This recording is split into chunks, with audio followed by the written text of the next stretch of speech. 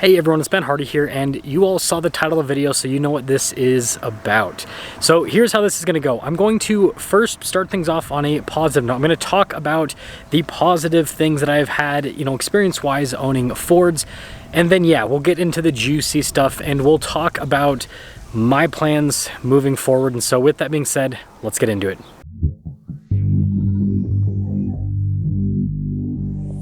So let's start things off with a little bit of backstory as we are in the back of my Bronco Raptor, the Ford that I currently own. So I just counted, and over the last 10 years, I've owned 10 Fords. That is absolutely crazy. So I've basically averaged one Ford per year. Some years I've owned multiple, other years I've only owned, one, or, some years none, basically. But yeah, that's the average. I've owned 10 Fords. So, with that and also with the reviews, I'm pretty dang familiar with the brand. I figure the next best thing to do is to talk about the different Ford models that I have owned to paint a little bit of a picture of what my experience would have been like for you guys.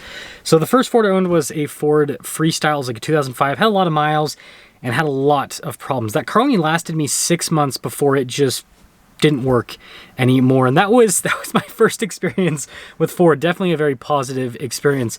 But after that, I've owned a lot of very similar cars from Ford. So Focus RS, a few Raptors, including this Bronco Raptor, a bunch of Mustangs. I've actually owned 4 Mustangs, 2 500s and then 2 350s. And that pretty much sums things up. So basically Raptors, Mustangs, and then the oddball would be the Ford Freestyle. So having owned that many Fords, I obviously had a positive experience with the brand, or else I wouldn't have bought so many. And so let's talk about that positive experience. So first off, the biggest thing that I think that stands out in terms of the experience with Ford that's positive is the unique drive. So the Raptors, nothing drives like a Raptor, whether it's a Bronco Raptor or an F-150 Raptor. I haven't driven the Ranger Raptor quite yet, but I'm sure it's going to have a very unique feel in the mid-size pickup truck market. And then you look at the other cars that I own, the Focus RS. Nothing drives like a Focus RS. It's such a fun car. And then the other one would have been the Mustangs, right? And then also the Ford Freestyle. Nothing drives quite like a Ford. I'm just kidding. But anyways, the Mustangs, right? You look at the flat plane crank V8 in the Shelby GT350, just a really fun driving experience. And so I think that's something that Ford does a really good job with, is building cars that look cool, that look unique, feel unique, drive unique, and are just an absolute blast to drive. And to really hit home with this point, I mean, look at the Bronco Raptor. It is crazy. Nothing else looks like a Bronco Raptor. And then you look at the interior on this, and it is such an exciting interior. I mean, you've got these like race car bucket seats, crazy steering wheel with big paddle shifters. Again, nothing is quite like a Raptor. I mean, the shocks too, that's another thing. Crazy live valve shocks. Nobody else is really doing this. I mean, Ram did it a little bit with the TRX, but they're already out of the game pretty much. And then the next thing that I'd say is pretty positive has been resale with some of Ford's products. So the Raptors always seem to do pretty well. Same thing with the Mustangs. And what generally happens with Fords is they, just like most new cars, they'll depreciate, right, initially, but then they always kind of just hit this bottom line and then they just stick there. You've seen that with the Raptors, you've seen that with the special Mustangs as well. And then the other thing is maintenancing with Ford. Maintenancing with Ford is super easy because there's tons of dealerships, and it's also really inexpensive. I mean, something like a Raptor, you can keep that on the road for like a couple $100 a year in terms of maintenance costs with tire rotations, oil changes, all of that kind of stuff.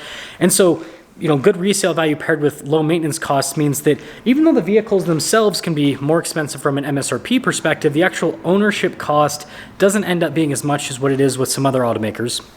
Now, there's more that I could say with this section, but I want to move on to the next section. So to quickly cap things off, Ford makes really unique product within certain segments that's so fun to drive. It's pretty inexpensive to maintain.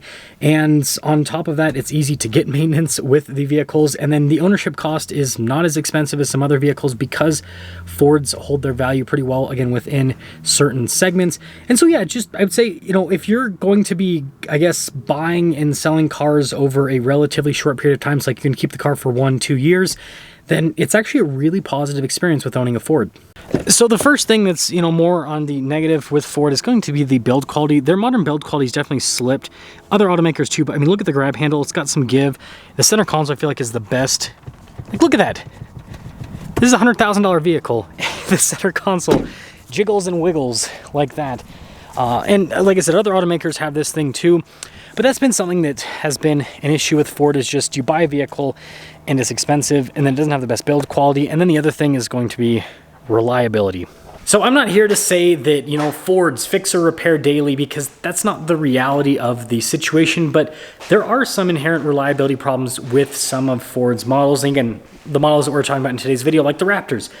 Every single Raptor has to have its cam phasers replaced at some point, or just F-150s in general, but especially the Raptors. Like, if you own a Raptor up to higher mileage, you're gonna have to replace the cam phasers. And it's like, why can't Ford figure out a fix to this problem? Again, I'm not an engineer, so I don't know what the answer is, but there is that. But the good thing is most of the issues are at higher mileage, but there are some issues at lower mileage. And this is where I'll talk from my personal experience. Every single Ford that I've owned pretty much has had some sort of issue, and it's not been super high mileage. That Bronco needed a new battery at like 800 miles. My Gen 3 Raptor was less problematic, but it did have some weird stuff with the sunroof, and it had some creaks and rattles pretty early on in the mileage. Like, I think after like 2,000 or 3,000 miles, it was already starting to creak, and that kind of goes to the build quality with it. My Gen 2 Raptor, there was some stuff that was definitely my fault, but like it had engine knock at I think like 4,000 miles, and like that did not make any sort of sense. The GT350, the last one I owned, that had some issues with the brakes. Like, there's just all these things that happen, and they don't necessarily happen at high mileage. Now, the good thing is Ford is amazing at covering things under warranty. I've had a really good experience with the warranty coverage, but it's a little bit disheartening when every single vehicle that I buy happens to have some sort of issue over the ownership experience and not at higher mileage, right? Under 10,000 miles in most cases. Now, there are more cons that I could talk about, just like how I could talk about more positives in the Ford world, but that's kind of the important stuff for me personally. And so you can put that all together and you can see why I've owned so many Fords, because my ownership experience with vehicles over the last like 10 years has been new vehicle, you know, every year, roughly every 2 years, depending on the vehicle.